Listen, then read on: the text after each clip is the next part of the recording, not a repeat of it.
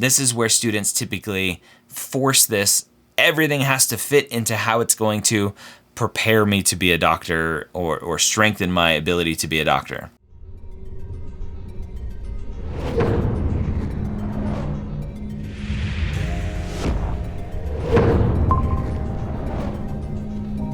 Application Renovation Season 4, Episode 20. How are you doing today? I'm great. How are you? I am wonderful. Before we jump in, something I've been trying the last couple episodes is just to let you know, if you're watching, I have a whole team of advisors, including 2 former directors of admissions at medical schools. If you want your application looked at or you have any questions about this process, go over to mappd.com, mappd.com, and check that out. So, let's talk about you. Let's talk about your application. So, nuts and bolts of your application here. Is this your first application cycle? How many interviews? How many waitlists, rejections, etc.? What does that look like? This is my second cycle. I ended up with 2 interviews to my state school and currently sitting on 1 waitlist. Okay. And how many interviews? 2 or 3? 2. 2 interviews. Okay. So 2 interviews. Your first application cycle, how many interviews? 0 because I applied really late. Okay. So applied really late first time. Didn't apply very early this time. So let's talk about that. So I'll show in a second here. July 21st submission date. Being your second application cycle, you kind of knew the rules of what's involved. Why still applying late here? I think I was still very focused on studying for the MCAT at that point. And so it was really hard to spend time dividing it between MCAT, working full-time, and then also trying to finish an application. Okay. Yeah, it's a lot to juggle. And so that's why our biggest piece of advice for students, if you can, take the MCAT early, get it out of the way so that you can focus on applications. And if you have to take a later MCAT, use study breaks strategically to work on your application so you can still submit your application earlier and get verified, apply to 1 school, get your MCAT score back, and then figure out if you want to apply to more schools or not. So, all right. So potentially applying late, again, bit you in the butt a little bit, but we'll take a look at your whole application. For you, whether you got feedback from schools or from advisors or anyone else, what do you think potentially is hindering your application? I think what could be hindering it is in the initial application at least, was a lack of clinical hours, especially if schools didn't look at my secondary answers. They were just looking at this main primary application. And second might be the MCATs. With being a ORM, I know it's harder for me to get into med school. Okay. Define ORM. Overrepresented in medicine. Is that a definition? I think so, yes. Okay. I'm pretty sure. Okay. I'm on a mission to squash that. There is a such thing as URM, right? That was defined by the AAMC with a big study that they came out, the underrepresented in medicine or underrepresented minority. And then the non-URMs are like, well, that's not fair. We're calling ourselves ORMs. And basically, all I think of it as is an excuse to go, well, there's a lot of Asians, there's a lot of whites, or there's a lot of whatever in medicine, and therefore I have to work harder. And it's just a bad look. So I'm on a mission to get people to stop saying I'm ORM because it's not a thing. It's just a complaint. Anyway, let's keep going. All right, so MCAT score potentially, lack of clinical experience potentially, and we'll definitely look at that. And we'll dive in and take a look at the application. Sound good? Let's go ahead. The first thing we see, as we mentioned earlier, is that July 21st submission date. So that's later in the cycle. It took almost a month to get verified. Not the end of the world, but it's just, if you can help it, apply earlier because we just know based on some of the data from TMDSAS specifically that students who apply earlier are the ones who are likely to get the interviews, are the ones who are likely to get the acceptances. So because rolling admissions is so powerful, we need to work on that. We have languages here, all great. It's good to speak lots of languages, demographic information, all blocked out here. You marked yourself as disadvantaged. You tell a story here about your parents being first-generation immigrants and the story of what that looked like, qualifying for scholarships and SNAP benefits and some of the personal struggles, family relationship struggles that you had coming out. And so I think this is a really good disadvantage essay that just tells me what is. Right? A lot of people try to get a little too fancy with the disadvantaged essay. They're worried that their disadvantaged essay is going to come off as kind of a pity story or anything like that. I think you did great here. So not an issue with this. We have the SES disadvantage here. I just always point this out because this is an automatic kind of qualifier that the WMC puts on based on the parent information that you put here that we have blacked out. Previous matriculation, no, that's always good. And then no other big red flags here, no military service, which is great. And we get to grades, and we see right off the bat, you struggled with Gen Chem. Yeah. What was going on with Gen Chem? Because it wasn't just that D. There was another one here. Yeah, I know. So I never took chemistry in high school. So my school did not mandate us to take chemistry. Interesting. At least my high school did not. Yeah. So my first exposure to chemistry was in college, and I did this program that was supposed to get you acclimated to college. I didn't know when I applied to it that the grades I would get would start my transcripts in college. And I was essentially burned out from taking so many APs my senior year. And then I jumped right into this program and having that summer chemistry course condensed in 5 weeks. Yeah. Having never been exposed to chemistry was intense. To say the least. Yeah. Okay. Okay. All right. So the D, that stings. The double D, that stings even more. And then third time, a C. And so that's like, what's going on there? So we have some concern with that. So I explained it in my secondary, especially in schools that ask you, or is anything like with your academic transcript that you have to explain. Yeah. So it also had to do with that I had undiagnosed ADHD when I came to college, and I didn't get diagnosed to a junior year. And it's evident in my transcripts where my grades really start improving. It's right when junior year hits that my grades start skyrocketing up on my transcript. Okay. All right. Good. So you explain it later. All right. So let's look at the rest of your grades here. We scroll down. We see a lot more A's and B's going on. And we get down to your GPA table here. We see that those D's really hit hard for your freshman science GPA. We have your sophomore GPA going up, but your junior GPA going back down.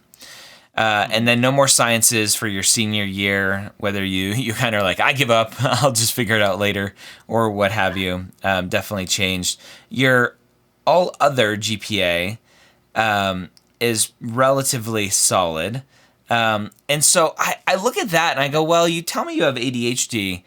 I don't know. ADHD is not like science specific, and maybe you're just better with your other classes, but lots of credits here and your grades are fine. So I wonder how much of that is just you really struggled with science to begin with. So grade wise, we have post-bac 24 credits, science GPA, great, 3.7. We have graduate 20 credits at close to a 4.0, solid. You're above the 3.0 mark, which is great for just that random rule of thumb, get above a 3.0. And your total GPA is not horrible, at close to a 3.5.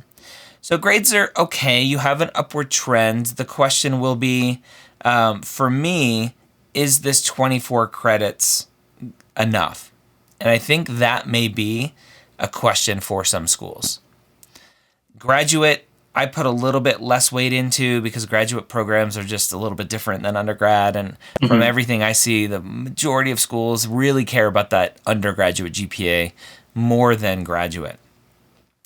So 24 credits may or may not be enough depending on the schools that you're applying to. So potentially having some conversations with some schools to say, hey, like, here's my academic journey. Do I need more classes? Do I not? What's going on here? Then we look at your MCAT, and we have this very stereotypical, you rushed to retake, and you did worse. I did, yeah. It was very much a panic reaction. Yeah. And so all this shows is just poor judgment. Luckily, you took some time off. You took another year to reapply.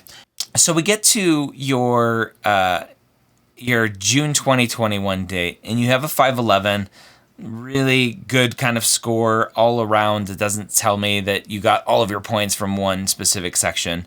So 511.7 or whatever it is these days is the average MCAT score for matriculants. So do you need to retake your MCAT? No.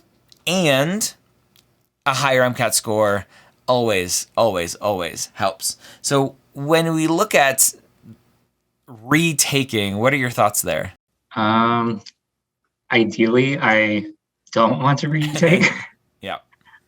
Especially for a fourth time. I know that test is incredibly mentally draining. Yeah.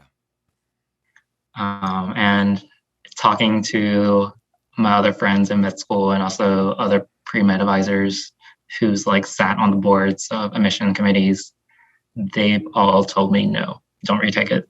I don't think you have to. And a higher MCAT score always helps. So I'll leave it at that. All right, let's take a look at your application activities. The biggest thing that you will see is I highlighted almost every single activity. Your reflection is some sort of learned statement. I learned, this taught me, blah, blah, blah, blah, blah. Personal style here, I despise these type of reflections because for the most part, these reflections are basically telling me something very generic, right? It's like, I learned from this that compassion in healthcare is good for patients. Really? Really? So we'll take a look at all of those and we'll see where we go from there. So we start off here, and I highlighted the end date for your activities for a lot of these to see what's going on here with end dates. So we have COVID-19 community outreach. You submitted July 2021. This one was going through December 2021. Why was this one not continued throughout the application cycle to estimated start of medical school? It was a year contract with AmeriCorps. Easy enough. That's why. All right. So 1,700 hours, good amount of hours. I'm surprised because 1,700 hours, it's basically full time. There's some time off in there as well, but not a full 40-hour week for the most part. So you have a little bit of a story here, which is great, kind of trying to show who you are.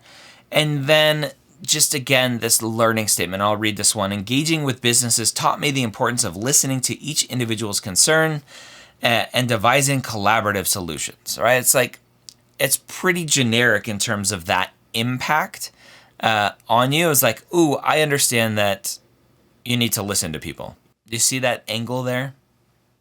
Yeah, I can see how it can come off as a generic statement. Yeah. Why did you take this form of activity writing in terms of I learned? So I'll just highlight some of these, right? Taught me, I learned, another taught me, this one taught me, helped, Oh no, that was not that one. Strengthen the versatility, blah blah blah. How to tailor. That one didn't really have one. Taught me. So taught me is your go-to. Taught me. All right. So I don't know if you noticed that to begin with, or if like you're like, oh wow, that's a lot. Yeah, that's a lot. I did not notice taught me was my go-to phrase. All right. So looking at, we'll continue on here. So it ended here because it's a 1-year contract. Great. Contactless meal delivery driver. So I wrote here any specific interactions. So for the most part, you're just talking about what you did. I would love to have seen potentially an interaction, potentially maybe seeing some numbers of impact, like how many dinners did you deliver, how many families did you impact, looking at numbers through that way. Again, I learned how to adapt to contactless solo volunteering while engaging in meaningful service in support of my community during the pandemic. Great. That's what everyone did, right? It's like we all had to learn how to adapt to contactless, to social distancing, to whatever. That's not impact. I want to see impact. Typically, the general reasoning for these I learned, this taught me type reflection is a student is trying to play a game with the admissions committee of they're going to have a list of all of the things that they want to see in a prospective medical student.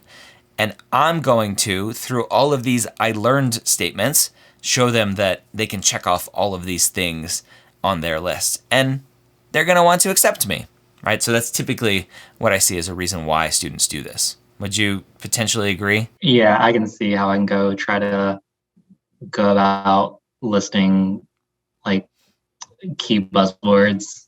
Yeah, buzzwords. That's a good one. All right. So as we keep going here, you have core volunteer. Looking at the end date. So this one ended before you applied. This one ending a year before you applied. Table Raleigh, pay as you can cafe. So just for students who don't know that model, it's like, hey, you go and get food.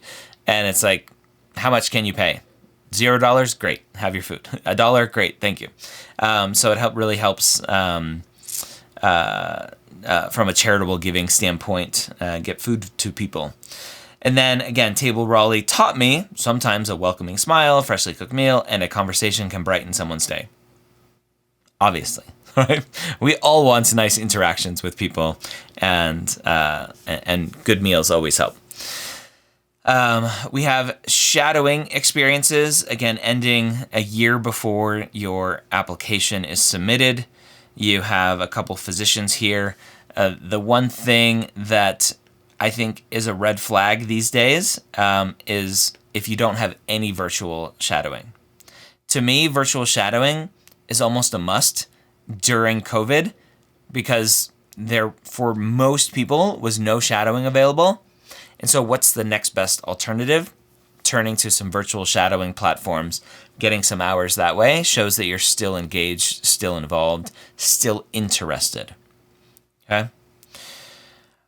We keep going here. Community service, food processor, again, ending right as you submitted your application.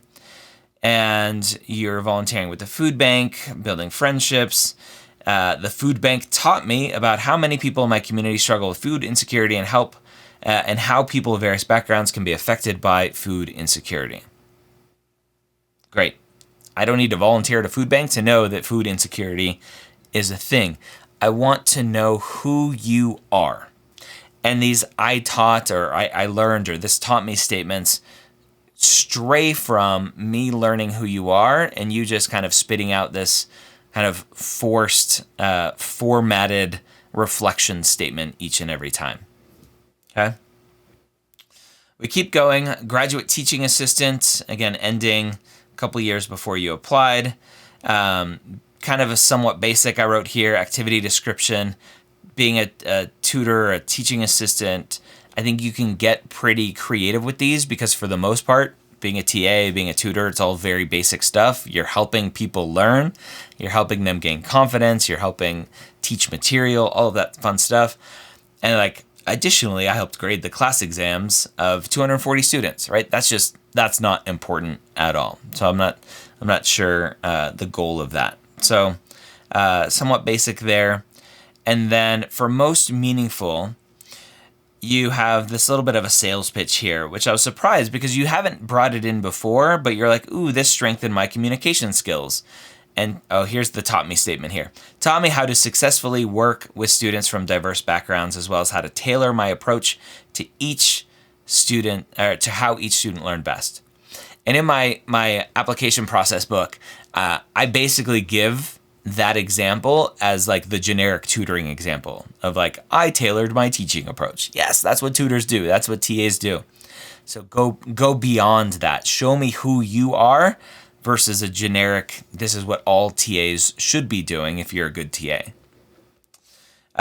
In general, I have students stay away from being thanked, stay away from trust as buzzwords, as talking points, because being thanked feels good, definitely, but I don't want it to seem like you are chasing this so that you can be thanked by everyone along the way. Like, ooh, I just want to live my life where everyone's thanking me for what I'm doing. So just general stuff to stay away from typically. We have cardiac ICU volunteer that you did, again, many years ago. It's over the course of a year, 175 hours, so maybe 10 or so hours a week, 13, 15 hours a week, whatever that it works out to math-wise, or not a week, but a month. So not terrible in terms of how much you're doing per month. But the big thing here is that you list here, my responsibilities included transferring phone communication lines between hospital personnel and the nurse's pager assigned to specific patients, and escorting visitors to their destination. To me, that's not clinical. So this should probably be not medical clinical. This is more admin, support staff related, not direct patient interaction. Would you agree? Yeah, I would agree. You have additionally handled notifications from the operating room. So lots of job description stuff here, which never helps me understand who you are.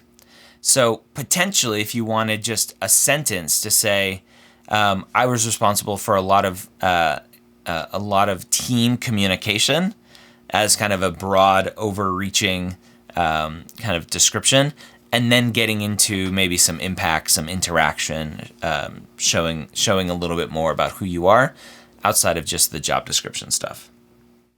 And then again, taught me how to be how being a calm presence when people are visiting their loved ones in a stressful environment comforts them and makes them feel less lonely.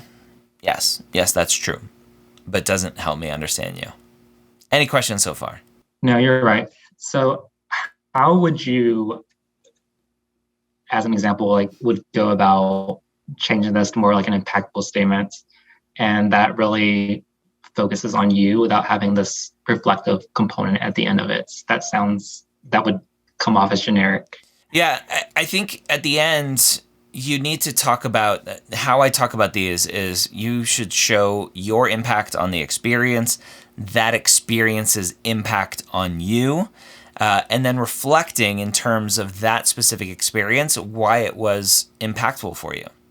And so here, maybe it was just seeing the inner workings of everything going on.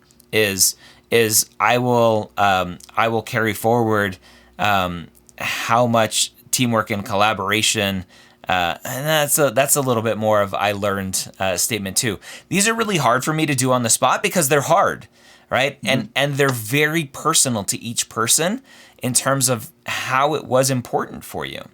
And so I always struggle with these on the spot when I'm recording these because I'm like, well, I don't know because I wasn't there and I'm not you. And so potentially taking away, if you had some sort of interaction with a nurse, maybe you had a favorite nurse and you had an interaction there that you could talk about with the nurse, and being able to carry that memory of Nurse Jackie with you, and we'll always have fond memories of Nurse Jackie. Right? So just something simple as that, and not some big grandiose, oh, I learned X, Y, or Z, or this is going to help me be a physician because of ABC. We get to summer research assistant, again, 2016. So some generic stuff here, what you're doing, and then my time with these kids taught me, here's your taught me again, how interactive lessons can help children acquire new knowledge, blah, blah, blah, blah, blah. So again, just super generic, not really helping me see what's going on. Being a coxswain, is that how you say that? Or coxswain? I always say coxswain. It's coxswain. Okay, it's just spelled weird. Yeah. Okay. It just spelled weird. Yeah. It doesn't sound like how it's pronounced. Yeah, I don't know if I've ever seen it written out. I just know coxswain. And so that's funny. Okay, so looking at being a coxswain, obviously in college, so it's going to end when your kind of college years end for the most part. Being careful with buzzwordy things here. The erg scores. I'm assuming ergonomic, like a rowing machine. They're keeping track of scores in that way. And so it's a nice little story that you have here of being a coxswain and what that meant to you. And again, right, taught me. Here's what it taught me. And instead of just like the memories of being a coxswain, memories of the team, memories of kind of some of your closest friends from those times. Again, just getting super personal about who you are in this situation, right? Always remembering like crossing the finish line first or whatever it meant to you is where we want to go. We have Carolina United, again, from college times. You have a 5-day student-led retreat. Again, learned how. Kind of takeaway here that's not really helping me understand you. Again, some older ones. Facebook Q&A. This one was a little bit interesting. I potentially can see how it would go. Being called the Facebook wizard, I think, really connected, right? That's very personal. That's kind of a nice little story of how you were able to impact people, that they call you the Facebook wizard. And again, taught me about collaboration, how to actively listen to someone's concerns while personalizing advice to fit their needs. And I look at that, I'm like, what does that sound like? What does that sound like?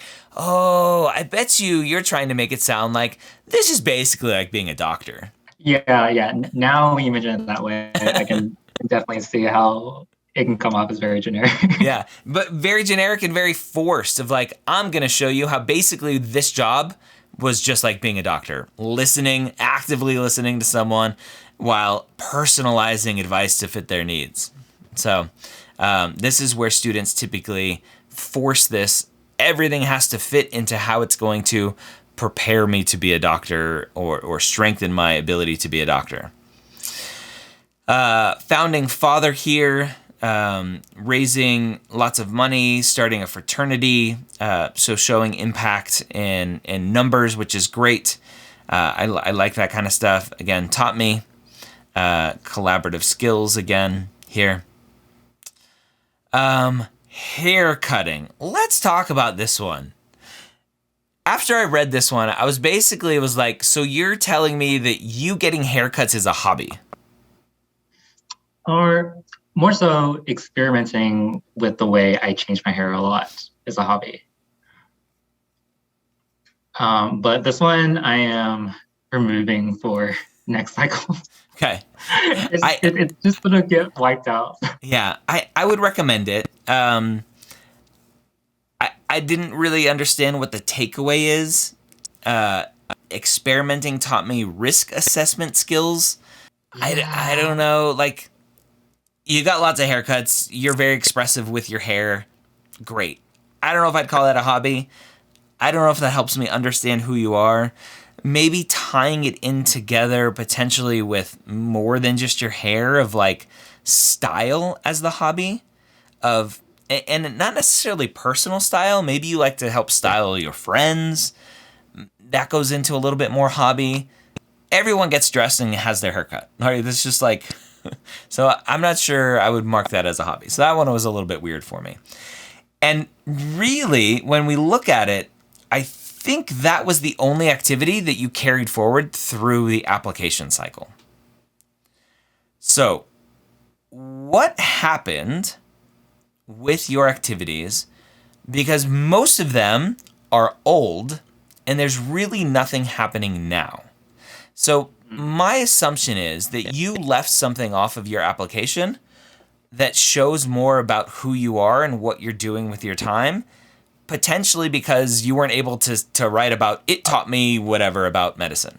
Yeah. So when I submitted this application, I was starting new activities, but they weren't starting until August. So I couldn't talk about them. Okay. When I first submitted this application. What activities? So I was working in starting activity working as a research tech in a research lab full time. Okay. So non-clinical. And non-clinical. And then the second one was I was getting patient contact hours as essentially I was basically working, still am working as kind of like an uncertified CNA. Okay. CNA for a professor who has quadriplegia. So you're basically a personal care aide. Yeah, essentially, yes. Okay, cool. Okay, so those are hours. They're not the best hours because they're not in a clinical-ish environment. They definitely count as clinical experience. But when I look at your application and I see basically, if we were to scroll through this one more time and start at the top, not clinical, not clinical, not clinical, not clinical, but shadowing, not clinical, not clinical, not clinical, right? You marked it as clinical, but I wouldn't mark it as clinical. Not clinical, not clinical, not clinical, not clinical, not clinical, not clinical, not clinical. The very, very, very common mistake, telling everyone through your application, hey, I want to be a doctor, but I don't really have any experience to back it up. Okay? So while being basically a personal aid, right? I can't think of the right word, care assistant or whatever, to a person is wonderful. And clinical experience, definitely. It's not the best clinical experience. And so I would try to supplement with getting into maybe emergency department, volunteering, interacting with patients in that sort of way as well. That to me is going to be a big part of your application moving forward. Part of my thing going forward was to find clinical experience that simply took place in a clinical setting. So I was going to look up probably volunteering either in the hospital or finding a free health clinic to volunteering, and that I can get the clinical experience hours. And then the other improvement I was going to make was now that COVID is mostly over, I can restart the volunteering with the Table Raleigh shifts that I was doing, because those were canceled when COVID hit and they weren't taking any volunteer. Yeah. COVID I care less about volunteering, non-clinical volunteering. If you love that and it just lightens your day, brightens your day, whatever, and just you're passionate about it, great. And clinical. You need clinical. So all of your free time should be going into strengthening your clinical resume to prove to yourself and to better help you tell the story about why you want to be a doctor. So we'll get into your personal statement next about that. All right. So let's talk about your personal statement. Let's zoom in here. So starting off, the first couple sentences up here, this cute little thing like filled with hazards and all of the pollen and dander and everything, talking about eczema. And then we get being diagnosed with eczema at 7. At 13, you have a flare-up. You could barely open your eyes. you have this kind of theme throughout about this smell of antiseptic. And I don't really know, like, just me personally, when I read antiseptic, like, it seems like it's missing a word, and I don't know if that's just me because I'm not a smart person, right? And so antiseptic to me, it's missing what was antiseptic. Was it an antiseptic wipe? Was it an antiseptic lotion? Was it an antiseptic cream? Like, does that make sense?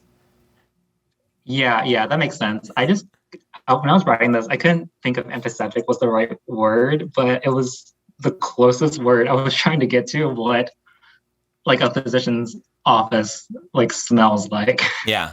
Yeah. And so I would probably just put my child was marked by the smell of a clinic, right? Just in general, just the clinic.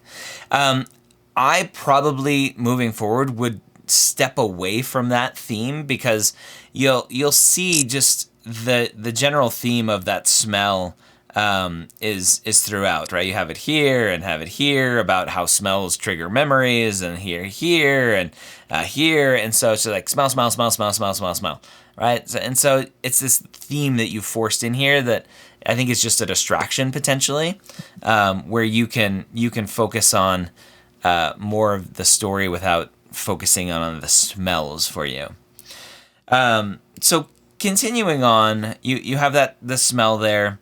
Nauseating scent, as if my proverbial hackles went up. What does that mean? I don't know what that means. I actually have no idea.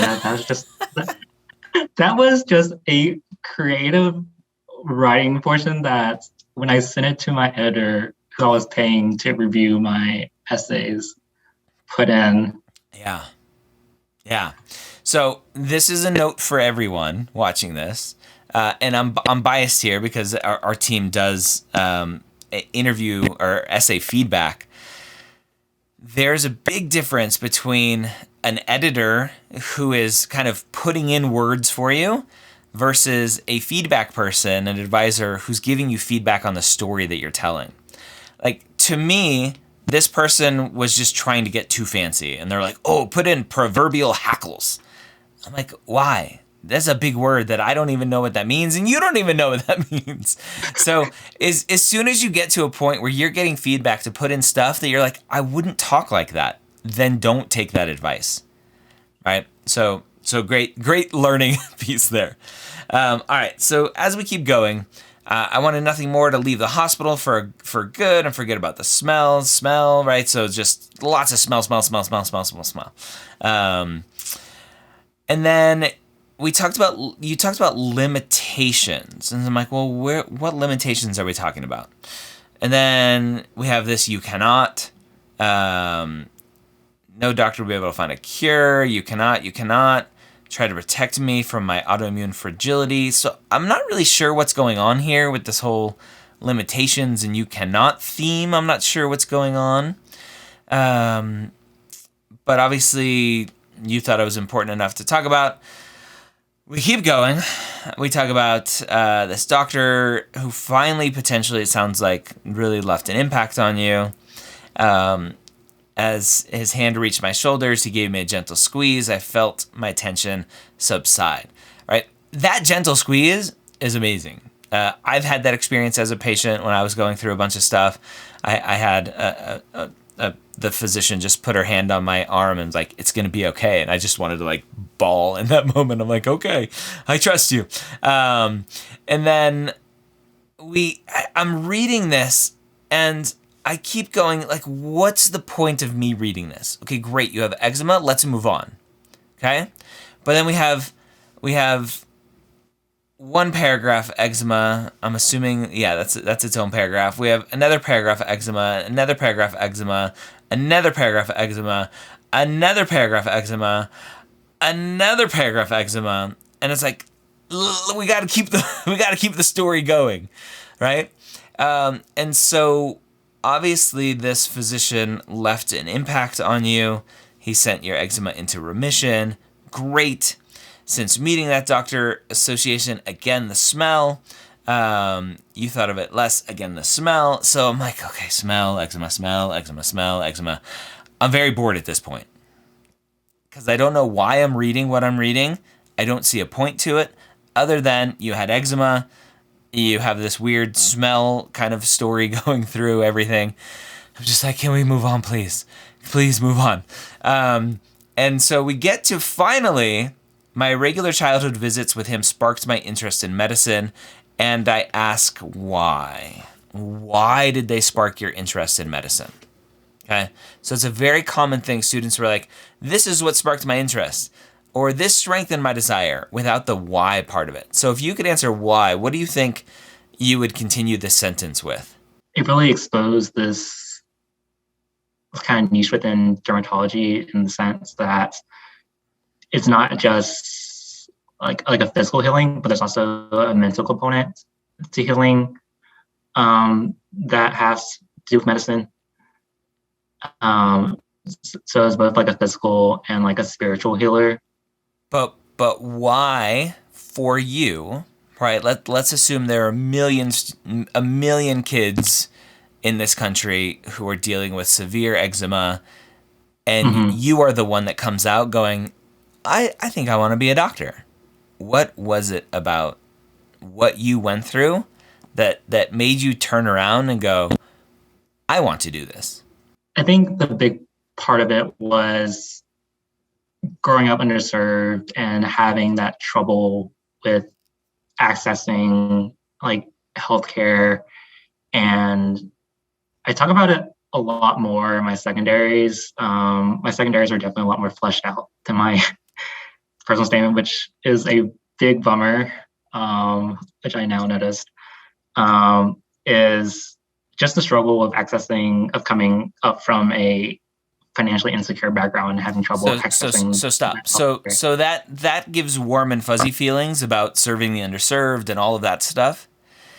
I want to know, specifically related to you having eczema and seeing a physician who left this impact on you. You didn't walk out of that clinic with your eczema in remission for the first time in however long and go, wow, I'm so glad that I came from an underserved background and found this physician so that I can serve other underserved people. Specifically with how you were impacted medically, emotionally, because of your impact medically. Why did you want to explore healthcare based on this experience? That one I need to think more about. Exactly. And that's exactly my point, is it takes time to reflect on these experiences to really help yourself and the reader understand why you are here. To really flush it out and to flesh it out and to understand your journey. That reflection is hard. And it's very easy to go, oh, I just want to be like that doctor. Oh, I want to impact other people. Oh, like really reflecting and doing some soul searching and going, why was this so important for me? How did that moment impact me? And sometimes you have to have conversations with family members, with siblings, with whoever to go, hey, Mom, remember when I finally met Dr. Smith and he helped me with my eczema? Do you remember, like, did I talk at all about like me wanting to be a doctor then? Like what was going on? All right, so we keep going. I discovered here again, you're still in your, I learned, this taught me, discovered that. At least you're not on taught me. Discovered that. Same thing. Each person is defined by meaningful stories which transcend their illness. Yes. Obviously. Okay, so very generic statement. And so finally, it seems like we're past the eczema story. And then we get to your uncle's terminal diagnosis 2 years ago showed me how stories must be considered to fully understand a patient. And so now, again, we're in this. I'm going to show you how I understand medicine. I'm going to show you how I understand how to take care of people. All of these taught me statements from your activities are all in service of you trying to prove that you understand the skills and traits necessary and the knowledge necessary to be a physician. And if there's one thing I want every student to take away from all of these videos, don't do that. It's very easy to do that. And some people recommend doing that. I don't, because they're all obvious. Like, I understand that compassion is needed to take care of patients. Wonderful. I understand that empathy leads to good relationships and better patient outcomes. Great. Don't care.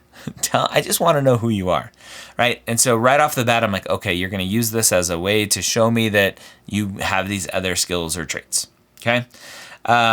Your uncle is rushed to the hospital, abdominal pain, Tylenol. This struggle that you had about keeping the prognosis away from him and kind of your American values that you have being very different, and just this general kind of understanding that, hey, there's no clear cut, and how do you balance this as a physician, right? I could almost insert as a physician into almost all of your sentences and go, okay, like, you see how you're trying to angle this? Well, as a physician, I understand there's no clear cut right or wrong answer to how this physician should be handled, right? As a physician, I understand what matters most is to honor my patient's final moments, right? So when you're adding that in there, it's like you're angling here instead of just telling me the story. All right, so we continue on. We don't have a reflection really about how this was impactful for you, how this strengthened your desire to be a physician. You just, again, have this discovered that, realized that, taught me by simply starting a conversation with family members, a provider. I want students to just stay away from the provider language and just use physician where appropriate. There's lots of drama around those words in healthcare right now. Be an essential broker between cultures, different medical modalities. Yes, great, right? When you're dealing with especially Asian cultures, Chinese cultures with Eastern medicine, Western medicine, we have to balance that kind of stuff. All right, so no reflection there.